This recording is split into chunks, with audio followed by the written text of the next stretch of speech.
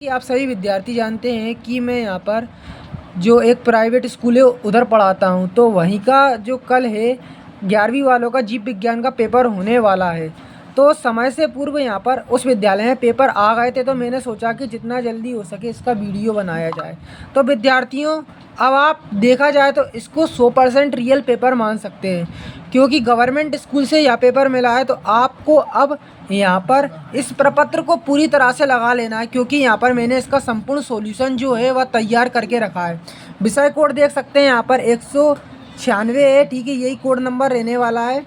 और यहाँ पर प्रश्नों की संख्या 19 रहने वाली है, और ठीक है 70 अंक का पेपर आएगा। अब देखो यहाँ पर पूरा सॉल्यूशन तैयार कर लिया है, तो टेंशन ना ले विद्यार्थी, बस इन क्वेश्चनों को अब लगाने आप लग जाए। तो देखो, निम्नलिखित में से जीवाणु जनित रोग है, तो उपयुक्त सभी इसका आंसर होगा। नेक्स्ट है, हरे शैवाल में संचित भोजन होता है, तो स्टार्च यहाँ पर आपका होता है।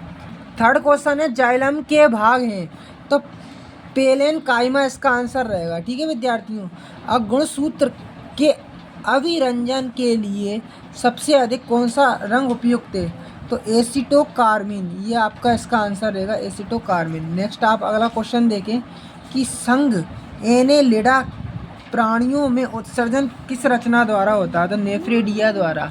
ठीक है, नेफ्रिडिया, जैसा कि केचुआ आप जानते हैं। ठीक है, एटीपी की खोज किसने की थी, तो कार्ल लोमान ने की थी, कार्ल लोमान ने। अब देखो विद्यार्थियों, यहाँ पर मेंढक किस वर्ग से संबंधित है, तो मेंढक के एम्फीबिया से संबंधित है, एम्फीबिया से। ठीक है विद्यार्थियों, अब देखो आपके यहाँ पर आगे चल के पेपर में रिक्त स्थान आने वाले हैं।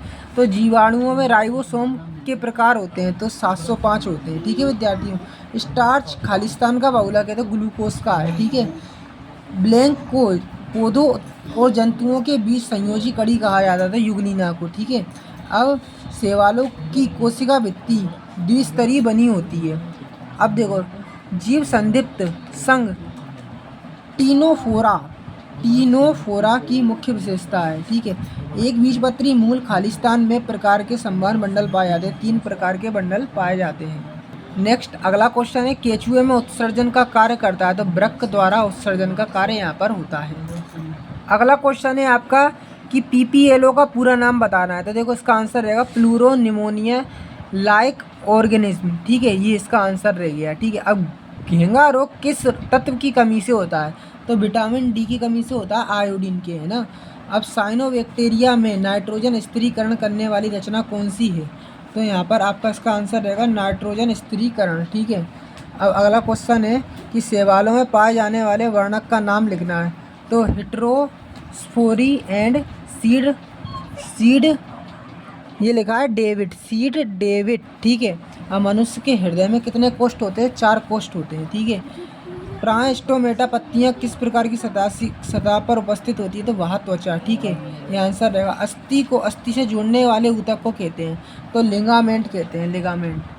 तो देखो विद्यार्थी, ये पूरा जो पेपर है मैंने गूगल पर अपलोड करके रखा, कुछ नहीं, आपको 2 शब्द सर्च करना है, हिमालय सर। ठीक है, हिमालय सर सर्च करेंगे तो देखो आपको कई सारे यहाँ पर परिणाम दिखेंगे। ठीक है, इस पर आपको क्लिक कर देना है। अब देखो यहाँ पर जैसे क्लिक करोगे विद्यार्थियों, तो जो मैं स्टेप बताऊँ उसको फॉलो करना है। यहाँ पर थोड़ा आपको इंतज़ार करना है, पूरी तरह से लोडिंग होने देना है।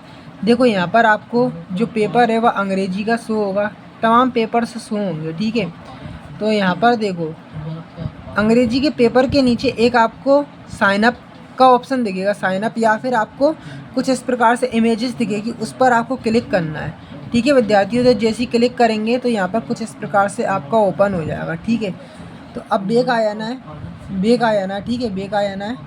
अब आपको करना क्या है कि नीचे आना है, नीचे आना है। ये स्टेप करने के बाद आपको बिल्कुल नीचे आना है। ठीक है, नीचे आने के बाद अब आपको करना क्या है कि यहाँ पे थोड़ा अगर नीचे आएंगे, थोड़ा अगर आप नीचे आएंगे तो यहाँ पर भी आपको एक क्या दिखेगा, ऊपर, थोड़ा ऊपर करेंगे तो यहाँ पर आपका क्लास 12 इंग्लिश त्रैमासिक पेपर लिखा दिख रहा है ना, यहाँ पर दिखेगा क्लास 11 बायोलॉजी त्रैमासिक पेपर 2024। ठीक है, और 12th वालों का दिखेगा क्लास 12 बायोलॉजी त्रैमासिक पेपर 2024। तो ठीक उसी पर क्लिक करना होगा, कुछ मिनट बाद आपको वह दिखने वाला है, तो क्लिक करना है और आगे की प्रोसेस क्या रहने वाली है वो समझिए। ठीक है, अब नीचे आना है, नीचे आना है, नीचे आना, उसमें आपको बायोलॉजी दिखेगा। तो सबसे पहले आप इस पर क्लिक करेंगे तो आपको टाइम टेबल त्रैमासिक का डाउनलोड होता हुआ नज़र आएगा। फिर नीचे आप इस पर क्लिक करेंगे तो यहाँ पर कम किया गया सिलेबस दिखेगा, और लास्ट में आपने जो पेपर अभी देखा है ना विद्यार्थियों, वो ठीक है, उसका यहाँ पर क्लिक करके 12th बायोलॉजी लिखा मिलेगा, इस पर क्लिक करके वो आपको PDF 30 सेकंड का इंतज़ार करने के बाद आपका वह डाउनलोड हो जाएगा। अब देखो विद्यार्थियों, पेपर का मैं आपको बता दूं, जो 2 अंक वाले क्वेश्चन आने वाले हैं, ठीक है। तो देखो, प्रोकैरियोटिक कोशिका से आप क्या समझते हैं और अंतःपराशरण से क्या क्या अर्थ आपको बताना है, ठीक है विद्यार्थियों। अब देखो आगे चलते हैं। अगला क्वेश्चन है, प्रोटीन के 3 कार्य आपको बताना है। प्रोटीन के 3 आपको क्या बताना है, कार्य यहाँ पर बताना है, और DNA और RNA में अंतर बताना है। अब देखो, मोनेरा और प्रोटेस्टा में कोई 3 अंतर लिखना है। एक प्रारूप जीवाणु कोशिका को स्वच्छ नामांकित चित्र बनाइए। अब देखो, जिनोस्पर्म के आर्थिक महत्व पर टिप्पणी लिखो। लीवर वर्ट तथा मांस में 3 अंतर लिखना है, ठीक है। वर्गीकरण के आधार पर वर्गीकरण के प्रमुख आधार बताना। स्तनी वर्ग के 3 लक्षण लिखना है, ठीक है विद्यार्थियों। उपास्थि व अस्थि में आपको 3 अंतर लिखना है। अब देखो विद्यार्थियों, अगला क्वेश्चन है, एक प्रारूपिक पत्ती के विभिन्न भागों को लिखना है। एक प्रारूपिक पुष्प का नामांकित चित्र आपको बनाना है। अगला देख लो विद्यार्थियों, पोरीफेरा संघ के 2 लक्षण लिखना है। एक लिंगी व उभयलिंगी पुष्प में 2 अंतर बताना है, ठीक है विद्यार्थियों। अगला देखो, हरित लवक की संरचना का वर्णन कीजिए। प्रोकैरियोटिक और यूकेरियोटिक कोशिका की परिभाषा उदाहरण सहित लिखना है, ठीक है। अब क्रोमोसोम क्या है, इसकी संरचना एवं कार्य, आपको कार्यों का वर्णन करना है। गुणसूत्र क्या है, इसकी संरचना का संक्षेप में वर्णन करना है। अब कार्बोहाइड्रेट के प्रकार एवं उसके कार्यों का वर्णन करना है। प्रोटीन के जैविक महत्वों को आपको वर्णन करना है। पादप एवं जंतु कोशिकाओं, पादप एवं जंतु में कोई 3 अंतर, शैवालों के 3 प्रमुख लक्षण लिखना है। पादप कोशिका का नामांकित चित्र बनाना है, जंतु कोशिका का नामांकित चित्र बनाना है।